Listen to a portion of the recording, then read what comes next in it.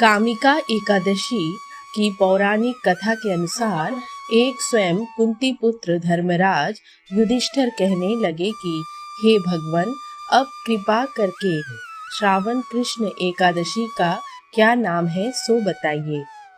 भगवान श्री कृष्ण कहने लगे कि हे युधिष्ठिर, इस एकादशी की कथा एक समय स्वयं ब्रह्मा जी ने देवर्षि नारद से कही थी, वही मैं तुमसे कहता हूँ।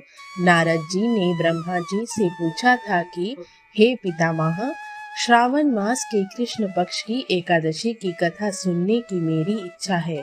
उसका क्या नाम है, क्या विधि है और उसका महात्म्य क्या है, सो कृपा करके कहिए।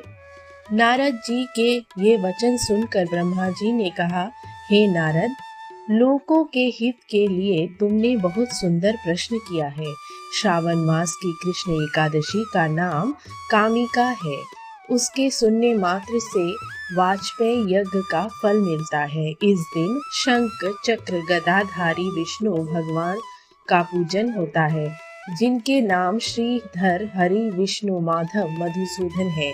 उनकी पूजा करने से जो फल मिलता है सो जो फल गंगा, काशी, नेमी, शारण्य और पुष्कर स्नान से मिलता है, वह विष्णु भगवान के पूजन से मिलता है। जो फल सूर्य व चंद्र ग्रहण पर कुरुक्षेत्र और काशी में स्नान करने से, समुद्र वन सहित पृथ्वी दान करने से, सिंह राशि के बृहस्पति में गोदावरी और गंडकी नदी में स्नान करने से भी प्राप्त नहीं होता, वह भगवान विष्णु के पूजन से मिलता है। जो मनुष्य श्रावण में भगवान का पूजन करते हैं, उनसे देवता, गंधर्व और सूर्य आदि सब पूजित हो जाते हैं।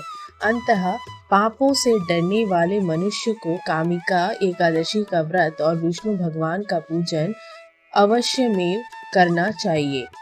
पाप रूपी कीचड़ में फंसे हुए और संसार रूपी समुद्र में डूबे मनुष्य के लिए इस एकादशी का व्रत और भगवान विष्णु का पूजन अत्यंत आवश्यक है। इससे बढ़कर पापों के नाशों का कोई उपाय नहीं है।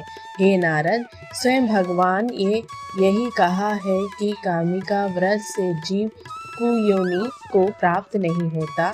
जो मनुष्य इस एकादशी के दिन भक्ति पूर्वक तुलसी दल भगवान विष्णु को अर्पण करते हैं, वे इस संसार के समस्त पापों से दूर हो जाते हैं। विष्णु भगवान रत्न, मोती, मणि तथा आभूषण आदि से इतने प्रसन्न नहीं होते जितने तुलसी दल से। तुलसी दल पूजन का फल 4 भार चांदी और 1 भार स्वर्ण के दान के बराबर होता है। हे नारद, मैं स्वयं भगवान की अति प्रिय तुलसी को सदैव नमस्कार करता हूँ।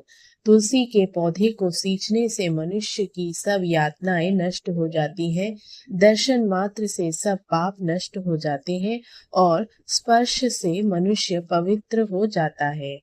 कामिका एकादशी की रात्रि को दीप दान तथा जागरण के फल का महात्म्य चित्रगुप्त भी नहीं कह सकते।